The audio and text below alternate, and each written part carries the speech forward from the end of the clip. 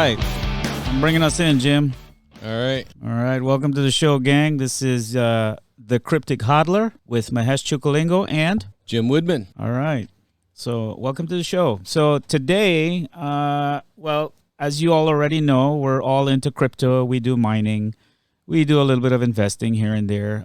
We're sort of in between hobbyist and full-fledged crypto guys. So I don't know if that's a good description of where we're at, because we do have our day jobs. So don't think that we just we have not quit our day jobs. We have not quit our day jobs yet. And so we just wanted to kind of just watch this video with Dr. Boyce Watkins. He's somebody I follow on Instagram, just to get a perspective on the warnings and the crackdowns that are coming with crypto. We both wanted to just kind of hear what he had to say and then kind of just give you our review of what it is. Let's go ahead and start the video and we'll take it from there. Welcome to the Black Financial Channel. So today on the Black Financial Channel, we're going to talk about what's going on in the world of crypto. There's going to be a big crypto crackdown. It's going to be messy. And there's also some other stuff happening outside the world of crypto, in addition to PPP loans and what's going on with the economy. So I'm going to break all this down for you. So get comfortable, buckle up your seatbelt. We're going to get started on the Black Financial Channel right now. I like his intro. Pretty funky. Hey, what's going on, everybody? Welcome to the Black Financial Channel. That's theblackfinancialchannel.com. My name is Dr. Boyce Watkins. I am your friendly neighborhood finance professor. On the Black Financial Channel, we talk about Black wealth and Black economics every day, sometimes as much as 10 times a day under one condition. The condition is that we are Black first. Black first means we put our community at the top of our priority list. Black first means that we educate our kids. Black first means that we understand that Black wealth is Black power. That's very important to us. So if you agree with this philosophy, if you agree that Black people should reclaim our place on the throne and become the wealthiest, most intelligent people on the planet, put a B1 in the chat, hashtag B and the number 1 in the chat. All right, so let me know if you can hear me. Give me a yes if you can hear me okay. Yeah. I always have to check my audio because y'all know how I am with the equipment. I hit the wrong button, and next thing you know, y'all telling me in the chat you can't hear me. So here's the deal. All right, so I want to give you a couple of little things I've been reading about, things I've been sort of picking up on in the media. I don't have a ton of time. I gotta head out pretty soon, but I wanted to take a second to talk to my people. My people would be you. You are my people, and and I am your people. And so one of the things I wanted to mention is I was going through some analysis that was kind of explaining what's going to happen in the world of crypto. There is a crypto crackdown that is coming. The crypto crackdown is going to be something where you're going to see a lot of people getting federally charged. You're going to see a lot of people getting sued.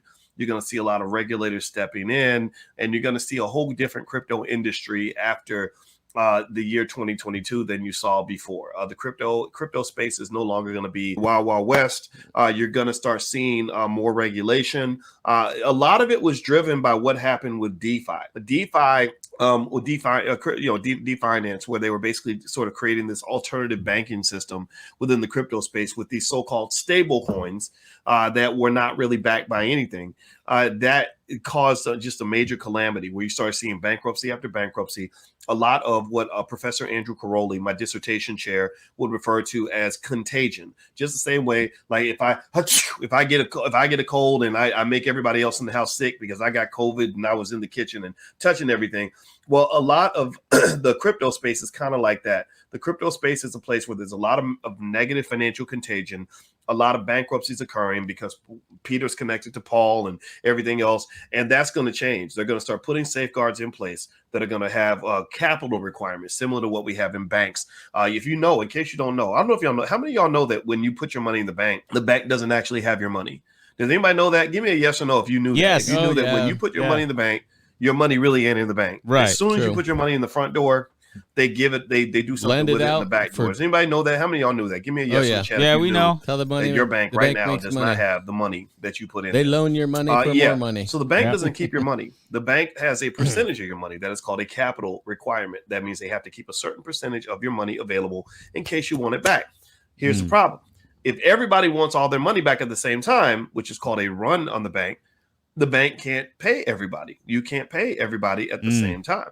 So this is why the Federal Reserve steps in with FDIC insurance and, you know, all these other stopgap measures to protect you. This all came out of the Great Depression when you saw tremendous amounts of financial contagion, destroying businesses left and right, banks going bankrupt and all that. That doesn't exist all around the world. In Lebanon, for example, right now, there's a man who was in jail in Lebanon because he robbed a bank, which is bad. You shouldn't rob banks, but he robbed a bank to get his own damn money back. He literally robbed the bank. He held everybody at gunpoint because he said, y'all got my money. I don't want everybody else's money. I just want my money. I don't want anything except what's coming to me. And it's crazy. This man's in jail because he robbed the bank to get his own money. That's because the bank basically said, we can't pay all of y'all. You might have seen in China, there's some provinces in China. Yep, they got tanks around the banks right now. Pseudo banks. They weren't really actual banks. Wow. They didn't have the actual government backing, but they had these banks where they can't pay people. So they had tanks in front of the banks to keep people from going in and getting their money. The security guards are like, you can't have your money. So ultimately, here's the deal. This is the thing with crypto. A lot of crypto institutions were functioning as banks without actually having the ability to truly be a bank. You know, they were pretending to be bank, almost like you ever see those rappers? They call them. But we saw that gangsters. coming. We already saw that. Pretend to be gangster because they can be real gangster on a record. But like if somebody really starts shooting, they're the first ones to run away, scream like a girl. Like that. That's kind of what. So you got a lot of banks that are not real banks. They're studio gangster banks. They pretend to give you financial security, but they really can't offer that. The traditional banking system in the United States, through the course of trial and error, has learned how to truly give backing to the banks for the most part, so that when you put your money in there, you're not afraid you're going to lose it, which creates trust, which leads to a stronger economy. The word trust is very important in economics. I've talked about that here. Right. Part of the reason that the Black people have trouble building an economy within our families and within our communities is because we lack trust. A lot of Black people don't trust each other. So that makes it difficult. That means when you start a business and you're looking for somebody to give you worldwide money to get business going, because they don't trust you, they don't put money in your business. I've gone through this too. We all go through this. Okay. So anyway, do me a favor, hit the thumbs up button. Thumbs up, share, subscribe if you have not done that yet. Also, I want to remind everybody that tonight we're meeting with the options income class. If you want to learn how to make money by selling stock options, we have a great program at drboyceprime.com in the Black Business School. So what else is happening right now? Right now, the stock market is it dropped a little bit today. It's not so bad. I think today it just kind of dipped a little bit, but you can't complain because the market's been doing really well lately. I mean, how many of you have been making money in the market? Put a yes in the chat if you've been doing pretty well and you've been, getting paid and you're really happy with your portfolio. Most of you should be pretty happy because there's been a lot of money being made. What's the date on this video? It's really been August 18th. Money. And so here's the thing. 2 days ago. There are a lot of people who feel that the market is getting ahead of itself. Now, before we had a scenario where the market was bursting with anticipation, looking forward to finding some excuse to go up, and that has happened. Now it's looking for any excuse to go back down. A lot of people feel that this market don't have to look hard. Pushed itself a little bit too far, with a little bit of what you call irrational exuberance. That the stock market is probably not going to stay as strong as it is right now, and so ultimately, you could probably expect some buying opportunities in the near future. I call them buying opportunities because these are dips that I don't expect to last over a long period of time. There are lots of good buys right now, and there are going to be some even better buys probably in the next week or so. So don't be surprised if you see some pain or a little bit of red in your portfolio in the near future. My Lord, you've gotten so much green, and y'all know the rules of yin yang, and my wife is into a lot of metaphysical stuff, and they have like what goes up must come down, that type of thing. So the stock market is kind of the same way. So just kind of get ready for that. It is but the right same now, way, not kind of. Inflation is still the Hasn't big changed in 100 years. The whole bunch. When inflation numbers come out, there's an expectation that in the United States, those inflation numbers comes up must go down, right? Permanently. Yep. That is an opportunity for you to make all kinds of bread. You will, if you're consistent and you're diversifying, your money is going to come flowing like a river because a lot of people are scared to invest. They're staying away from the market. And those people, unfortunately, I wish I could talk to them all. We're going to have to buy a boat. Mistake in the world. Yep. This money is coming, especially if you have a 2 to 3 year horizon. What's the next thing I want to mention to you guys? Oh, here's another thing. Okay, so I saw a video where basically the government is really coming after people for these PPP loans. The PPP, and it really pisses me off a little bit because the government, they kind of set you up a little bit. They really set you up. And the way they set people up is they make you think they're not looking.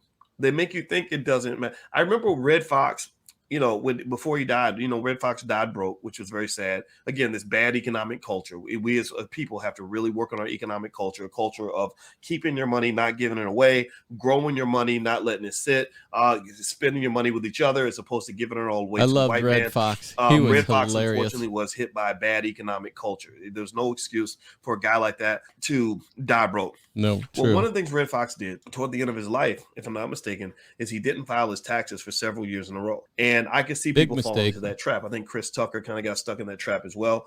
And I think that what happens is that people get this sense that because they didn't file and the IRS doesn't say anything, that they got away with it. And so what they do is really terrible.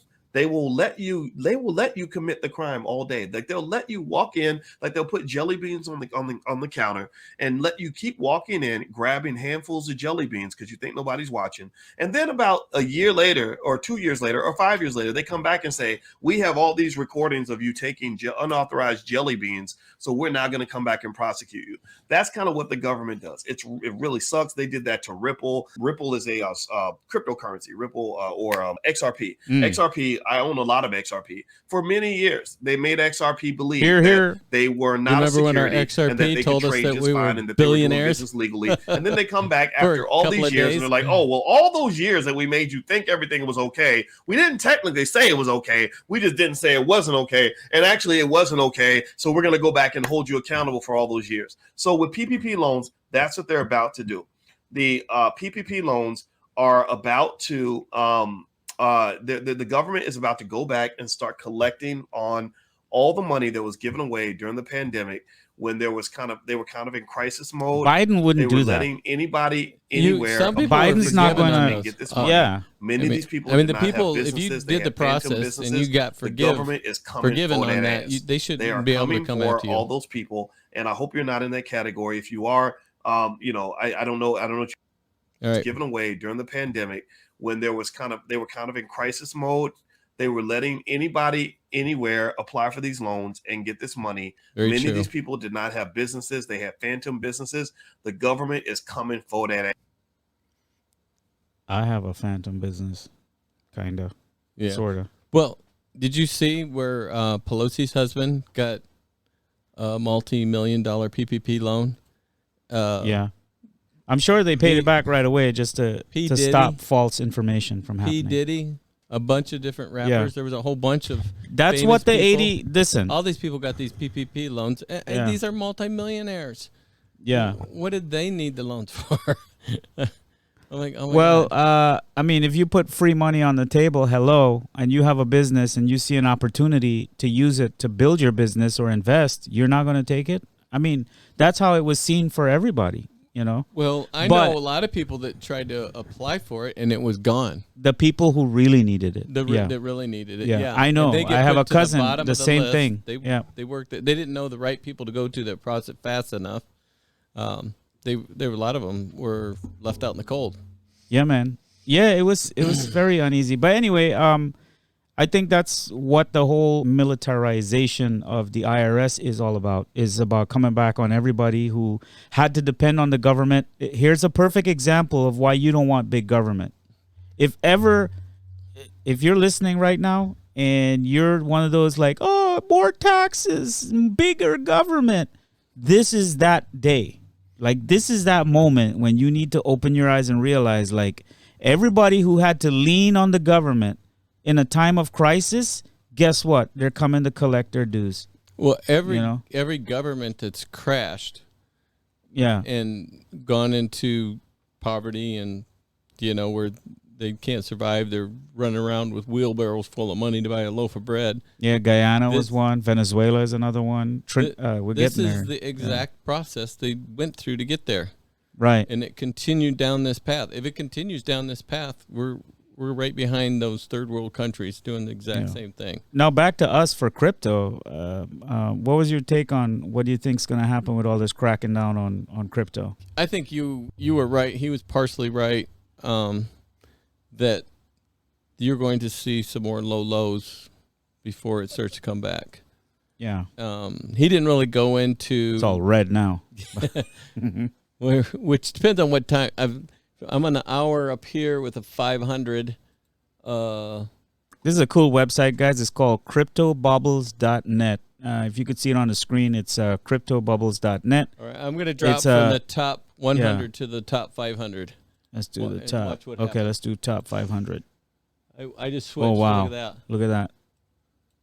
There's the top 100. I've got a lot of green. Look at that. And you can grab the bubble and move it. Look at that. If you're looking at the screen right now, I'm grabbing the bubble I want and dragging it through the other bubbles. It's just a fun way to look at crypto. Yeah, you can see it at a glance. It's kind of a... He was just talking about XRP. Do you remember our XRP experience? Yeah. About 4 months ago? 4 months ago, we come in and we open our wallet. What was it, Coinbase? Yeah. And we see XRP sitting in our account at about... We see all these zeros behind our money. What was it, like 2 million? It was in the billions.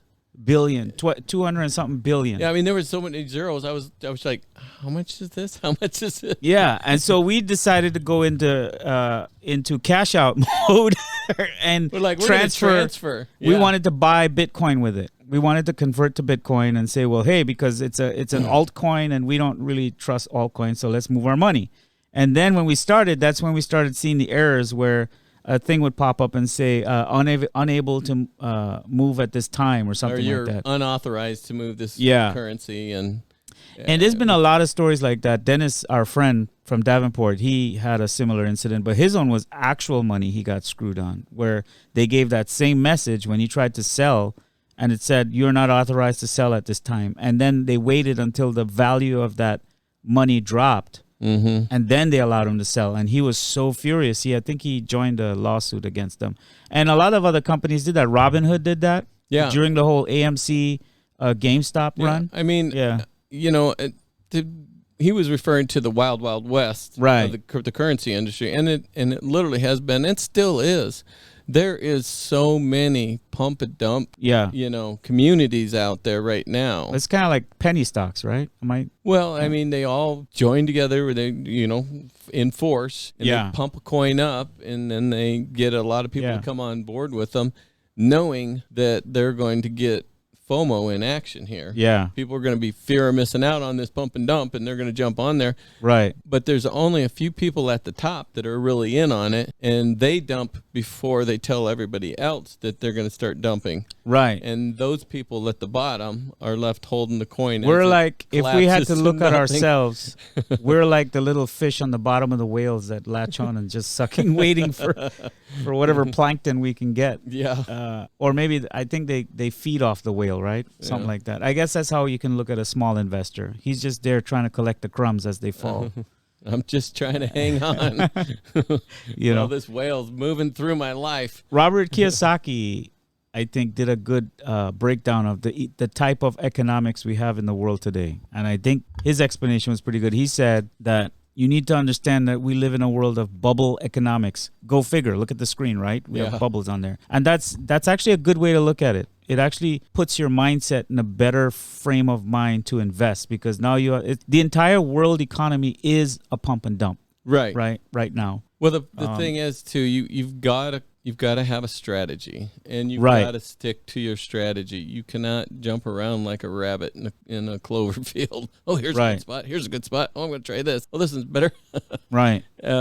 If you get to a decent strategy and stick to it, you're going to get the results. It's got to be, you know, this short-term get-rich mentality is out the window. I mean, you'll search the interweb and find a few of those lucky individuals, but I guarantee if you dig deep into those individuals' backgrounds, they've been at it for a while, and they've probably had a lot of misfortune along the way, just like a person in Vegas, you know, that hits it big. You know, they don't tell you about all their losses along the way. I mean, how much money did you have to lose before you ever got to the win? Right. Yeah. So a steady game plan, you know, whatever your game plan is, there's probably nothing wrong with it as long as you stick to it. See, let's try to get all the greens to the center of the screen here. What I do is I pick the ones that we're doing the most, because sometimes you can't focus. Where'd my coin go? Where'd my coin go? Yeah. I keep mine in a general area. Helium. Yeah, you can customize your bubble board for your own investments. Yeah, and that's it's a pretty neat tool. I like it. It's a good way to have a quick cursory glance at the way the market's doing right now with crypto. So I highly recommend it, guys, if you're listening. Look at that. They've got actually exchanges up here, too. They've got Binance Exchange. You could do the KuCoin Exchange, FTX, Coinbase. Yeah. What did you select? Go to your top. Okay, top 100. Slide all the way to the bottom. Oh, all the way to the bottom. And I'm looking for Coinbase. Yep, there you go. Wow. Did that even change? No, it kind of just stuck the same. No, it's pretty cool. And if you watch on the 5-minute screen, it moves a lot, because this is a 24-hour market and never sleep. That's one thing that's different about the stock market. It's got its windows of time in every country. Yeah. Like the foreign currency exchange. Foreign currency exchange, that's a whole new world too. I've played in that market, and that one scares me too much. I had to get out. It's kind of the same thing because you're pairing currencies with crypto. So the skill of currency trading actually applies to crypto in some level. Yeah, a little bit, but there's so much politics involved with the foreign currency exchange. Right. And I think in all fairness, that's what we're seeing now with crypto too. Politics is getting involved, right? Government's getting involved. But I don't think we can stop that part. I think that's going to happen because people are going to see it as a trade-off. Like, okay, we need some sort of regulation to protect, just like the FDIC has for banking, right? And that's kind of the same mindset behind regulation for crypto. A lot of people lost money. A lot of people got hurt. And so the government has to step in and say, okay, let's do regulation. I think the fear people have about the government coming in is that because it's digital currency, they can shut you down if you don't say if you don't toe the line, whatever that is. It could be like China, right? So that's the fear right now, and it's a rational fear that exists in the populace. But the good thing about crypto, I want to add, is that crypto doesn't have to be traded, especially like Bitcoin and Ethereum, doesn't have to be traded on these platforms. So the bottleneck really for regulation is going to be the platforms. Just like Facebook is a bottleneck, and Twitter is being censored and controlled. They can only do that for platforms. So if you separate crypto from the platform and you have a hard wallet, for example, you can store it on a hard wallet, you could take that with you wherever you go in the world.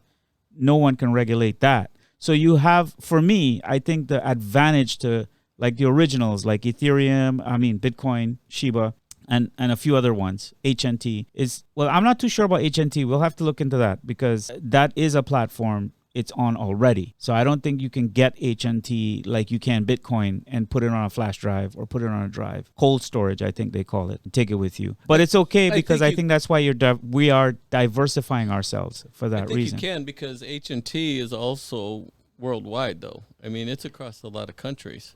Right, but I don't think there's a way to store your HNT off their site, off of their platform. I haven't found a way to. I know I can do it with Bitcoin. Yeah. But the sad part of that is it still fluctuates in price. You could have $100 in there, and if the market goes down %, you got $50 in there. Right. So even though it's in your own personal care, but it can't be stolen or somebody can't hack into your, like Coinbase, or who was it recently that just lost a lot of people's currency? Trying to think who you're talking about. Was it Binance Market? Coinbase? They all did. There was a case with Coinbase. There was a case with Binance. Yeah, Exodus Wallet, I don't think has went through that yet. Not yet, no. Thank God. This wallet in particular, Shiba, 24 million. 24 million Shiba. We would have to get to what, a penny? $1. $1 for us to cash out. Nice. Hell, if we got to 50 cents, that's 12 million right there. Right. Go Elon. Yeah. This is a long-term investment, of course. Yeah. No hurry. I'm not even, let's be clear. This is not financial advice. We're not telling you anything. We're just sort of talking a casual conversation about how we deal with crypto, how we keep up with all the regulation and things that are happening in the world, and how it has kept us, it has literally made us more engaged with the world and what's happening in the world and how it's evolving. On every level, from a technology level, from the politics involved, to the investor mindsets that we're dealing with, to all the scams that have been cropping up. To the platforms that each of these coins come from and are built on. Yeah. Everything. The wealth of knowledge that's involved in every single coin is remarkable. Yeah. I can't even, I'm a drop a bucket in the ocean of we all are. That I know I know about all of this. And it's a culture and a community too, because we're meeting people and we're learning so much, and we're continuing to grow in this field. And so I don't recommend that you put all your eggs in one basket. I mean, continue your day job, continue investing in the assets that are hard assets, like your real estate or your gold or silver or whatever. And then what we did is like 10% of maybe our efforts go into crypto. Yeah. Well, in terms of whatever money, and we mine it too. So by mining it, we're earning the money that we're reinvesting. Right. I've been involved with companies that dealt with finance before, and the best advice that any of those companies ever gave me, or that I've ever heard or shared with anybody, is just like you always say, don't put all your eggs in one basket. Right. Basically, it's diversification. You cannot count on one thing for everything. You have to be prepared. I mean, emergency fund. I remember growing up, my dad was the only income in the household. If something had happened to my dad, growing up, we'd have been devastated. We'd have been out on the street with nothing. My mom would have had to try and find a job, So it's actually almost a benefit that both people work now, I think, in modern society versus, they don't have much choice if they want to have any kind of lifestyle at all. Right. It's either that or get subsidized by the government, which, or get wealthy right away. Some people have become masters of living off the government. I know generations of families. Oh, me too, dude. When I was growing up, I remember I lived in Rockville, Maryland. We met a family that was their thing. Like, they knew all the social programs. They knew how to get money for certain things. But the one thing that was not appealing to me when I met these families or met these, I'm not taking a dig at this. Everybody has a preference for how they want to live their life, and that's one of the benefits of living in America, in a culture like America, is that you can choose at what end of the spectrum you want to live in. You have that right, and everybody has a right to choose. But for me personally, it was an example of what I don't want. I don't want to end up in a generational situation of being so dependent on this massive thing that's paying me and telling me how to live. And they really didn't look like they were having this wonderful life. They sort of had this depressive kind of atmosphere to their household. And, well, I've seen the opposite too. I've seen people living in a simplistic lifestyle that were very happy. Right. And I've seen people living in a minimalistic lifestyle that we're very happy. And it can go either way. I mean, that's the beauty of America. I don't believe anybody is where they're at by accident. I believe it's choice. I mean, and I believe that's the freedom of America. We all have the choice to believe, live. Disclaimer, we do know that there are issues that need to be worked out, as there are in any country you live in. So we're not saying it's perfect. So I know somebody in the comments going to be like, what about this thing? What about this war? And what about I already know where you're coming with.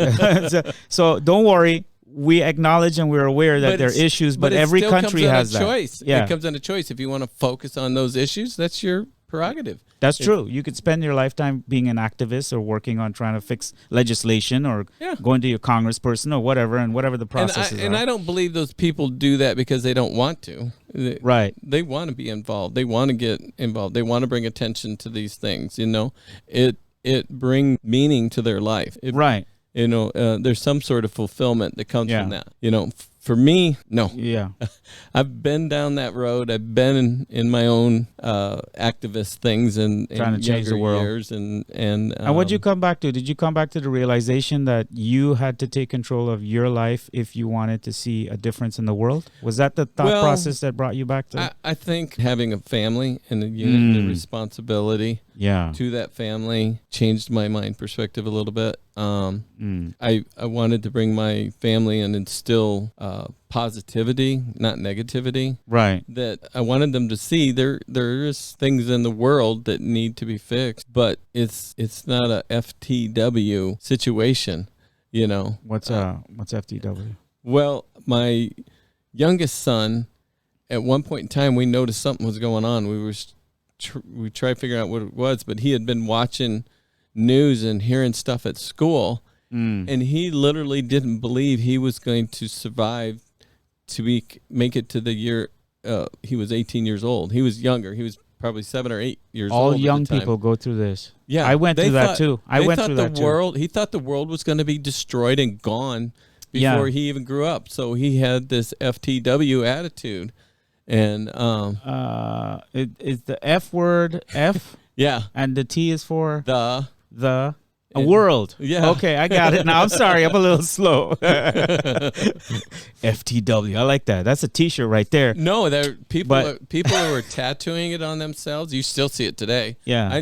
I That's a freaky one because you're like, I mean, words have power. They were literally giving up. They were like living like there was no tomorrow. You know, why should I worry about anything? Why should I worry about an education? Because that was the attitude he had. Why should I even care to learn, you know, about life, about I'm going to tell you a story. I was that guy. I grew up with that, and I'll tell you where it came from. When I was going through school in Trinidad, one of the biggest things that it starts from when you're a kid, because when we were going to school, your parents drop you off at school, they go to work or whatever, and you're there with these teachers and other students or whatever. And the thing at that time was, when I think of going to school, the issues that came up was ozone layer had a hole in it. Right. Immunization was important back then in Trinidad. That was a thing because we're going to die from yellow fever, dengue, and HIV was a big one. Yeah, I remember in school they were drawing where the penis would go into the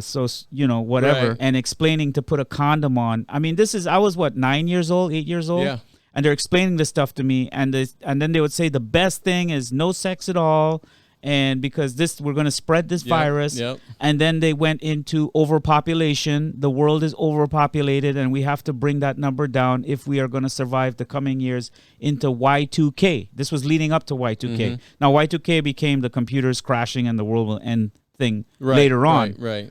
But leading up to it, the philosophy that was guiding that was overpopulation, soil depletion, ozone layer hole, too much pollution by human beings. We're a virus onto the earth. And so I grew up, I remember still going through school, remembering in the back of my head, we are a disgusting, vile thing. And why are we even here? Right. We should just off ourselves. Right. And that thought sat with me all the way up until we moved to Fairfield in 2001, roughly. Well, they're talking about the education system now and what kids are going through now. It is 10 times worse than when my son was going through it, you know, and my children. And the thing is, I told you my transformation came when I started having a family unit and I started focusing on them.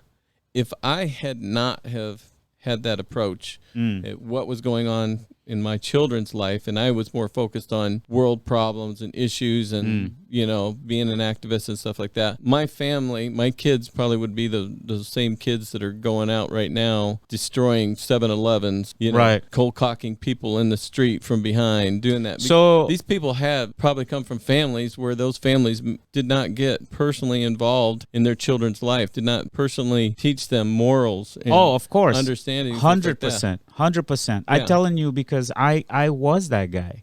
Like when you're talking, I'm seeing me years ago. Like I'm seeing that I was that guy. I probably would have ransacked a 7-Eleven and feel like, yeah, screw the man. But I'm not thinking at that point that I'm screwing actually this little business owner who has the 7-Eleven or a shopkeeper and his family and their jobs. I'm not thinking that because I'm so overwhelmed by employees that work there. Yeah, screw the world and the government's out to get us and let's burn everything to the ground and let's start fresh and start with this utopia world of Star Trek and like that's gonna happen. Oh, speaking of that, I watched an Orville last night. Where episode what? Came from another planet, and she wanted to take their technology now to this growing civilization. Well, she showed her that a civilization that had gotten technology too fast, and it just showed this apocalyptic thing within Earth? 5 years. Was it Earth? No, it kind of looked like it, but it was an example. Like you said, burn it to the ground. I can see mindset. That. Yeah, I can see that easily. Well, the story happening. of Atlantis is that, right? Yeah, I mean, the story of Atlantis is that the civilization grew so fast beyond this time that it destroyed itself and sank into the. That's the story, right? But anyway, I think there's a reason. Example, they destroyed that planet. Right. And there was a few survivors, but it didn't turn it into a utopia, was my point. You can't burn something to the ground and turn it into a utopia. So it would take another 1,000 years after it burnt to the ground, just like you said, Atlantis. Right. And now here we are again. Who knows? We could have had a society like this So many times. Thousands of years ago. Who knows how many times? I guarantee you, look at all the remnants we're finding around the world, and every time they dig, they find something new. And they dig again, and they find something new. And they always keep dating it, and they're like, but this is older than when we thought civilization started. What's going on? Yeah, and they're getting confused. Every time their dates and carbon dating don't match, they bury it. Right, So right, because it's controversial, right? We can't tell you that. Science. So they want us to trust the scientists. Yeah, you don't question science, but it's science and science. But just that alone, just looking at that alone, should tell you how many times our civilizations on this planet has probably risen and fallen.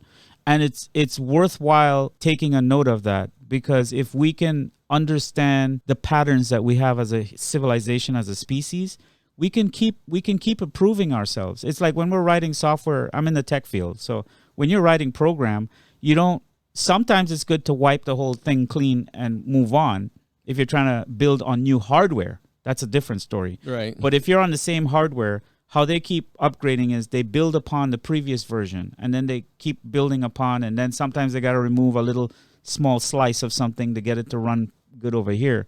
Eventually, it does lead to a reconfiguration or reconstruction, because by that time, the hardware has changed, meaning the physical ability to store data and processor is faster and memory is faster. At that stage, that's when you see sort of a starting from scratch. But the principles you learned from programming the first base level software goes with you to the new starting from scratch. So it's not like people have this idea that you got to burn down to zero and start fresh. No, you got to keep using, and this is where history ties into our survival. This is where knowing history is important. Right. And which is why you shouldn't never eliminate history. We should learn from history and grow from history. Right. And remember history. Right. And teach and educate our newbies about history. I agree. Because they're gonna automatically repeat it if they don't know what happened. Correct, and that's the key. And I think we're all on board with that. I don't care who you are. There's some level of agreement there as a human. Yeah. Oh, speaking of humans, I heard that we're changing the word salesman now. What are you talking about? There's no salesman anymore. They had to remove salesman. That was the most important thing at Congress level right now. Not that people are getting killed in the street, that fentanyl is running rampant, that people are going through the borders, but the word salesman, that's horrible. We have to remove So the I word read salesman. a book. I read a book called So Death of a Salesman book is probably going to be banned. That's like, did you see how they rewrote the definition of a recession? A recession. No, this is a true story. Recession is defined as two negative quarters back to back. In Wikipedia. And they went on Wikipedia and changed the definition to mean, what was it? What they changed it to? Here it is. They changed it. They said the article about slowdown in economic activity for other uses, see recession, blah, blah, blah, blah. All right. In economics, a recession is a business cycle contracting when there is a general decline in economic activity. Recessions generally occur when there is a widespread drop in spending, which we have now, and adverse demand shock, which we have now. This may be triggered by various events, such as financial crisis and external trade shocks and adverse supply shocks, like what happened during COVID, and bursting of the economic bubble, like what we have now, on a large scale, anthropogenic or natural disaster. Although definition of recession varies, they had to add that in there, between different countries and scholars. You see what they did? They came back and put that in here, right? 2 consecutive quarters of decline in a country's real gross domestic products, GDP, is commonly used as a practical definition for recession. In the United States, a recession is defined by the National Bureau of Economic Research. So what they just said here is that we don't go by what that definition is. We define it, right? This NBER, production and wholesale retail sales. In European Union, a recession is defined as 0 or negative growth of GDP and at least 2 successive quarters. In the United Kingdom, it's defined as a negative economic growth for 2 consecutive quarters. Government usually responds to recessions by adopting expansionary microeconomic policies, such as increasing money supply, which we're doing, increasing government spending and decreasing taxation. No, decreasing taxation? Are we decreasing taxation right now? They say that it's a tax bill, but actually they changed that. As soon as they changed they sent the bill through, and then they said it was a climate change bill. I don't. It was supposed to reduce. That's the politics we play, man. It was supposed to reduce recession. It was a recession reduction bill. Yeah. So when they get up on that thing and they're talking about how, there's not a recession, we're living through one of the best economic times in human history, she was actually right from the perspective of 3,000 years ago. Yeah. But that's how they get around stuff. I notice how they get around stuff is they, in their minds, what they do is they compare things to things that are unrelated and make it related. Well, look at this. I keep an app on my phone for 1812 Webster's Dictionary. Okay. And back then, recession said first description: the act of withdrawing, retiring, or retreating. Right. The second description, the act of receding from a claim or relaxing a demand. Third, a cession of granting back as the recession of conquered territory or its former sovereign. So if Russia gave back Ukraine, that would be a recession. I mean, think of how much evolution has gone into just the word recession. I mean, from 1812 to now, and they keep changing it but to suit a narrative or a narrative, and desire. That's the thing that's happening in America right now today that concerns me. I don't know if it concerns you, but what concerns me is that we're living through an era where people are redefining words for whatever they want. Yes. And this is why it's dangerous, because what you're doing is you're destroying an entire culture from the inside and destabilizing it. Once they redefine the words, then they can go back to our Constitution. There's only one the time. Amendments. Yeah. And they say, well, these words mean this now. That's why they're doing it. Oh, yeah. Because if you redefine words, you're stepping inching closer and closer. To going back. They want to destroy the American Constitution. Somebody just now on Facebook, they're like, we need to pass a law that the Constitution's words are going to be of the description of that time.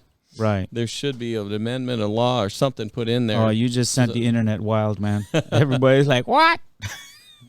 You can't. Constitution's outdated. You can't change the basis, the meaning, the foundation of what it was drafted for, right, by changing the definition of words. Well, the argument that's going to be made right now after somebody watches this or hears this is going to be like, hey, what about slavery? We had to change that definition, right? We didn't have to change the definition of slavery. We had to remove slavery.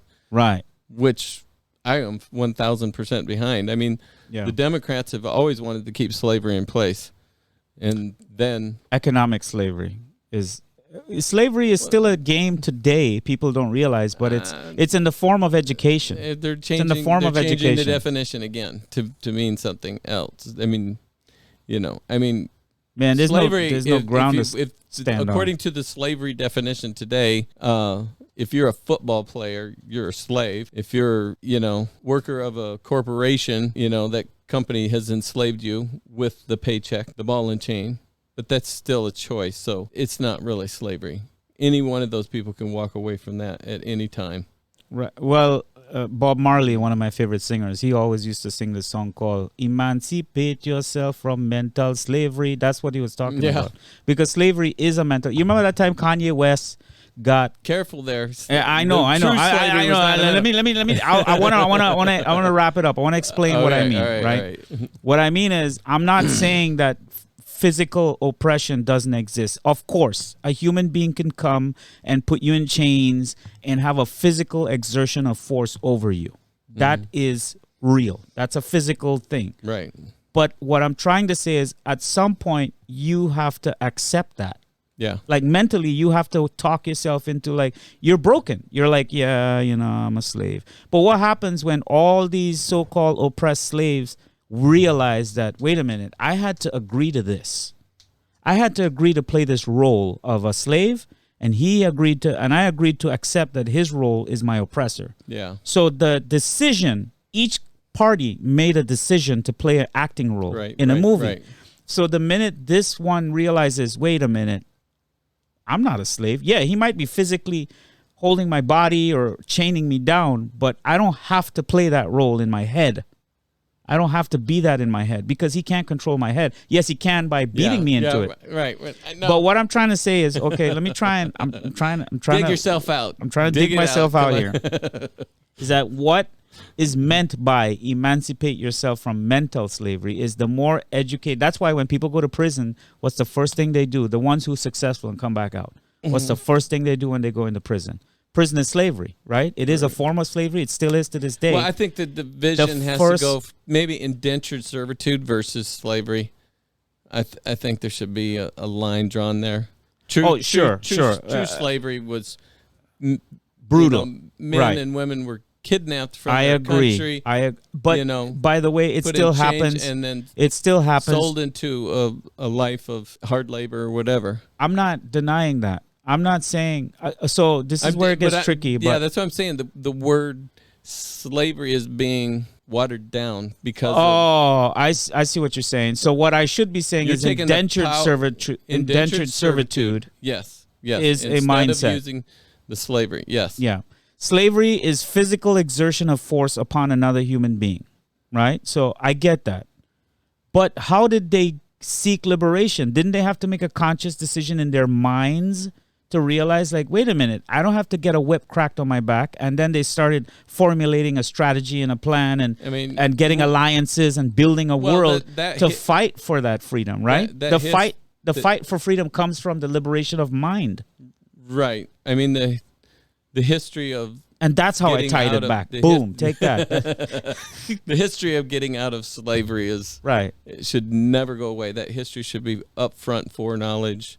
Should always be out there. I agree. But I don't think that anybody should be using that today as compensation for their life. Today. My great-great-great-great-grandfather was a slave, so you owe me now. You know, no, we have a choice Correct. now. The only slavery now is indentured servitude.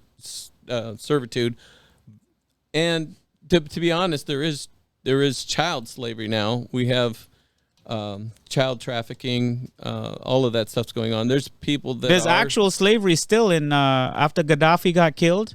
Slavery got picked up again in was it West Africa? Yes, but I'm talking about even here in America, there is slavery that's under the radar that they don't talk about. Just like right now, we're in the Iowa State Fair. One thing that a lot of people don't realize during our Iowa State Fair is one of the highest areas for child kidnapping, and it happens every single year at the state fair. Children disappear. Here's a video. They do not put it on the front news, though. I agree. So, and those children are taken. For something that you were. Are you familiar with Thomas Sowell? No. He's an American thought leader out of university, and he's thought leader. I guess it's like a hip term for like an intellectual who breaks down stuff. What are these, like lawyers? People who study law and all this stuff. Sometimes they're just good talkers. Right. Get people's attention. He wrote some books on reparations. Pound the tabletops and scream. And here he is being asked a question about reparations. Let me see if I can play it real quick. I'll try to. So he's responding to Trevor Noah. So Trevor Noah first, then him. Word reparations first. So reparations, you are repairing something that you have broken. You are paying for something that you were supposed to pay for. I'm not saying that there aren't people living in America today who are suffering and are going through pain and strife because of what's happening when it comes to, machines taking jobs, factories becoming industrialized, etc. But reparations is a specific conversation about a specific time in America, and that is black people were slaves. Article that got a lot of attention in The Atlantic a couple of years ago called The Case for Reparations by Ta-Nehisi Coates. Quote, "White supremacy is a force so fundamental to America that it is difficult to imagine the country without it. Reparations is the price we must pay to see ourselves squarely." Close quote. And Tom Sowell, who actually saw Jim Crow with his own eyes and experienced it, responds how? It would be nice to know his evidence for what he said, just to be old-fashioned about it. No, it was a rotten system. But I don't know how we get from that to reparations. I mean, I agree. What we see in the United States in terms of the bad things, you see all around the world. If you were to give reparations to everyone whose ancestors had been slaves, I suspect that you would have to give reparations to more than half the entire population of the globe. Slavery was not confined to one set of races. Correct. I suspect that most of the people who were either slaves or slave owners around the world were neither white nor black. I mean, this was a universal curse of the human species. Africa, the Middle East, Asia, slavery. And Europe, even in Europe. And it continued elsewhere long after. Go back to the biblical it was abolished days. in the Western countries. Moses freed the You know what I mean? slaves. I've even heard people say like, oh, but there were some of the Irish who were indentured. Like, yeah, slavery. Look at the numbers, look at the time, look at the level of work. You could not work toward your freedom. For most black people in America, this was a time when you lived and died as a slave. And so that's what reparations is about. The other thing, I have a slight sidebar in there on the history of slavery. The history of slavery existed all over the world for thousands of years among all sorts of people, as far back as the history of the human species goes. Yes. It's one of many It's important of evils knowing history. that the left tries to localize, when in fact it is a universal evil. But more than that, as much as slavery is repudiated around the world today, prior to the 18th century, I know of no serious effort to abolish the institution anywhere. Anywhere. Not in Africa, not in the Arabian Not world. in Africa in the 21st century. When Adam Smith wrote in 1776 that the only place in the world where slavery had been abolished completely was Western Europe. And so this was as late as the year this country was founded. Yes. And so the idea that this is something that the United States had that nobody else had, or is a fallacy. Other countries that didn't have. The American Civil War was the abolishment that there of were more slavery. slaves in India than in the entire Western Hemisphere.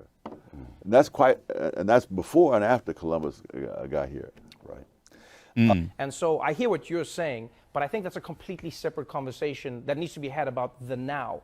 Because if you are not careful, what you then do is you combine everybody's suffering into the same bowl, and you make it seem like all injustices have the same weighting, and they don't. Just like crimes, you know, theft isn't the same as murder. We don't try them the same way.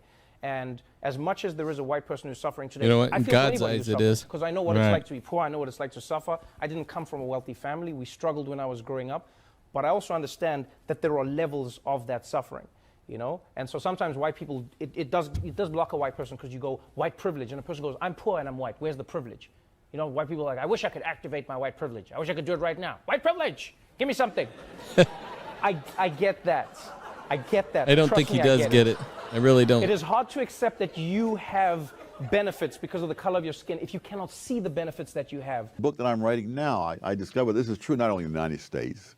People it's true need in to see the England, benefits of just and being the an situation is American. Wholly different. Just being a And human yet if you being. read, the data, Just being a human from, in today's world. the, We live in an educational amazing tests and so time. forth, We do. You see that there, Everything is available to us. I don't care who immigrants you from are. Africa passed this test they have. I'm talking about low-income people now. Nearly 60% of the time. Blacks from the Caribbean, like 50%, so on. Native-born whites in the same low-income bracket pass this test 30% of the time. And it's the same thing. The foreign people come in, they haven't had generations of being steeped in the welfare state vision, the vision of grievances, victimology, and resentments, the idea that there are enemies out there dedicated to keeping you down. That's the message that's been pumped into the head of the white lower class in Britain, and that's the image that's been pumped into the black low-income people in the United States, and the He actually just showed how poor whites in England are identical to poor blacks in America right now in terms of mindset, philosophy, which shows that you can actually get an entire race of people to think and believe that they're oppressed and weaponize them for political gains. Absolutely. Yeah. I mean, it's been going on. He just forever. showed that. He just showed that. Listen, in England right now, you got all the poor whites who think and act the same way as in America, the poor blacks. Yeah. And they're white and black, and the same mindset, same 2 different countries, seas apart, If you can't get people to rise up for some sort of cause some type of division, agitation, agitation, they're not going to accomplish anything. Yeah, and that's the sad thing about not being awake and not being conscious and not trapped in a cycle of. That's what Thomas Sowell's books are about. I've read most of his books or listened to them, and what he gets into is that this guy is Thomas Sowell. Right? Yes, this African American, this black American man who is an intellectual, went to university, has master degrees, very intelligent guy, well read, wrote many theses, did a lot of. He's a historian. Yeah. So he did a lot of. How many people are out there trying to tear him down? Oh my God! Every day they call him Uncle Tom. Yeah. They say he's racist. They say he's been whitewashed. I mean, this is the constant rhetoric coming out of a certain group of people. I don't like to call them the left, and I don't like to call them Democrats because it's far from that. No, it's extreme. It's people Marxism. that refuse to look at things with an open mind, refuse to get any education. You know how I came across Thomas Sowell? Somebody told me to stay away from him. Don't listen to that. Yeah. I have a friend who said, Thomas Sowell, he's a this and that. I saw a little clip like this on YouTube, and I mentioned to that friend, I said, oh, have you heard of Thomas? He's like, stay away from him. Yeah. Don't listen. And I'm like, what is wrong with this day and age of thinking that you heard? I asked him, I was like, did you hear this about him, or did you go read his book? Did you read his book? Yeah. No. Did you watch his videos? No. Did you read anything that he's put out? No. And I'm like, that's a red flag to me. Yeah. Because that tells me that you're not willing to understand another human being, where they're coming from, what they're thinking, why they think that way. Because that's what understanding is, having debates, conversations, especially if they're difficult. Right? Right. I do the same comparison as you do. If people say something about somebody, I go check it out immediately. Yeah. Don't listen to this, don't listen to that. And I'd also on the same token know that I'm onto something when Facebook flags me or something. Right. I'm like, oh, I must have brought up touch the button on something. Yeah. The same thing with Jordan Peterson. I was just like warned. I was posting all those doctors during the COVID time. There was hundreds and hundreds of different doctors that people were shutting and them scientists. down. Shutting down these doctors and virologists and virologists.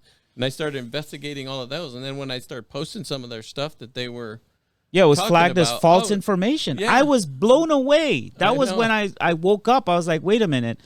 Who is controlling other voices from speaking and trying to express their data and what they've discovered and the studies and the trials? These guys had doctrines and master's degrees and they were qualified. They were just as equally qualified as the opposing voice, right? Yeah. And then it was a weird time. Listen, guys, this COVID time was really, sorry, I got to delete that because I can't say that word because YouTube will flag it and take it down just for saying that word. That's in their policy. Just for saying the word COVID. It's in their algorithm. It's in their algorithm, and my video will get flagged. I have to think about that. That doesn't concern anybody out there. Yeah. I'm shocked. Yeah, free speech is probably going to get flagged just saying the word free speech. Yes, it did. I posted a video of Jordan Peterson having a debate with a student, and it wasn't anything harsh. He was just saying, I think free speech is important to preserve because, and he went into a spiel, and he said, I'm not saying that we shouldn't have punishment for hateful actions and hateful speech, but at the same token, we have to also respect that that's part of free speech. Right. You have to allow the hate to be in the open if we're supposed to talk about it. Listen to this. The First Amendment's been attacked. Anyway, I got flagged for that video. It got taken down. The Second Amendment's been attacked, and they've been at the top of the news for quite a while now. Yeah. Guess what's coming next? What? The Fourth Amendment. What's the Fourth? The Fourth Amendment is what's going to protect Donald Trump with this Mar-a-Lago thing. So be prepared to hear about that. We could probably look it up. Yeah, let's look up the Fourth Amendment real quick. See what that was, what it says. Anyway, that was Thomas Sowell. Let's move on to the Fourth Amendment. This is getting deep, man. I was just trying to talk about crypto today. I was trying to keep it light.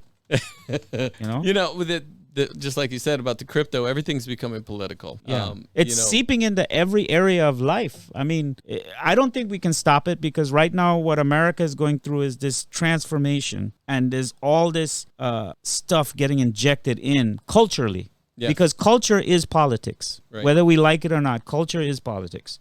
And the best way to collapse a nation, or to infect a nation, or to invade a nation, is to affect its culture. That's the best way to describe it. This is from the books I've been reading so far about certain philosophies around the world that have always been waiting to inject themselves into the American psyche. Yeah. And one of the things they talked about, I don't want to say what they are, well, you can look it up yourself and go investigate. But what that thought process believed wholeheartedly is that America will fall not by firing a missile or a bullet, without firing a single shot, but it will fall like a ripe fruit into the palm of our hands if we affect their culture. And how they went about doing that, and it was an operation, forgot the name of it, but it was an operation that began in the early 80s to infiltrate the school systems around the United States, both at the high school level and the college level. And it was very brilliantly done. It was executed in a well-founded way under the guise of socialism. Yeah, because socialism is appealing, and then advanced to Marxism. And not verbally. You see that they haven't, but actively. Right, they were using Marxist tactics. Right, the whole shouting you down, shutting you up from speaking. You don't have a voice here. Go away. You're the oppressor. Yeah, that's where that comes from. Yeah. That's a Marxist tactic. Mm-hmm. Now, there is a case to be made and an intellectual discussion to be had about what every system around the world has to offer. But what I'm talking about is nothing to do with that. I'm talking about methods, implementation, strategy, right? And if we're looking at strategy right now, and we're looking at what's happening to the minds of everyone that we're around, and we're looking at culture, how it's evolved and where it's gotten to, there has been something influencing that. And there is documented evidence to show, and record court cases and committee hearings that took place in the early 60s, from the 50s it started in the 40s actually. From the 40s all the way forward to the 80s, there were committee after committee talking about they were finding people in our education system who were full-fledged Marxist. Yes. I mean, they said they were. They didn't hide it. And they truly believed that America was an empire that needed to fall. And their whole doctrine, when they went to universities and they wrote thesis papers on this, and they wrote hundreds of articles that were published in newspapers across this country to sort of get the mindset, the groundwork laid. Right. For what was to be planted later on it's been at the college levels for years, but it's been trickling down through the high school levels to the grade school levels, right now to the preschool levels.